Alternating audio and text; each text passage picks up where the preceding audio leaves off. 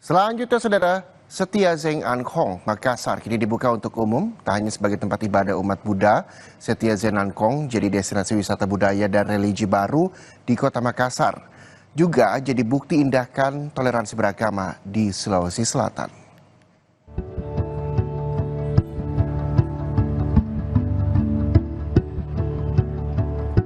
Mengusung arsitektur Tiongkok, Setia Zeng Ankong Makassar menyajikan pengalaman berkunjung ke kuil Buddha di Tiongkok. Sebagai tempat ibadah umat Buddha, Setia ini dibuka untuk umum.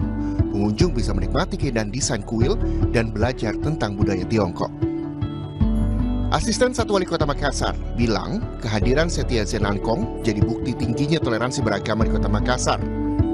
Pemerintah Kota Makassar juga mengapresiasi peran aktif warga keturunan Tionghoa mengembangkan pariwisata di Kota Daeng. Toleransi umat beragama di Kota Makassar ini sangat kita kedepankan, ya. Kebersamaan, semangat kebersamaan, ya. Membangun Kota Makassar ini, Makassar ini inklusif, Pak.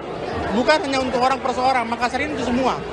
Mulai dari agamanya yang berbeda kita satukan, dan kita menjadi yang nomor 4 terbaik di Indonesia. Ketua Setia Zeng Ankong Makassar mengatakan pembangunan Setia berjalan lancar tanpa kendala. Meski berada di kawasan warga Muslim, pembangunan Setia mendapat dukungan dari warga sekitar.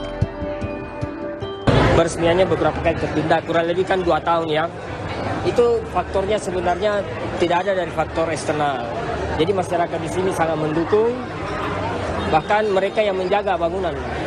Pada saat pembangunan itu barang-barangnya mereka kadang-kadang bergantian menjaga. Jadi memang sangat toleransi luar biasa.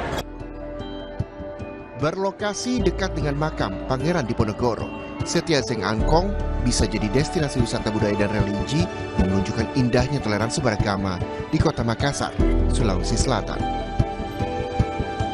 Nila Rustam, Kompas TV, Makassar, Sulawesi Selatan. Selanjutnya juga masih dari Makassar, Saudara. Tak hanya daging dan seafood, Makassar juga dikenal dengan ragam kuliner mie-nya. Salah satunya mie Hokian asal Tiongkok melegenda yang jadi favorit warga Makassar.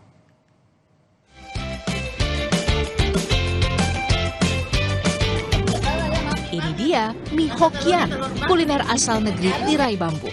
Sejak lama, mie Hokian sudah jadi kuliner favorit warga Makassar.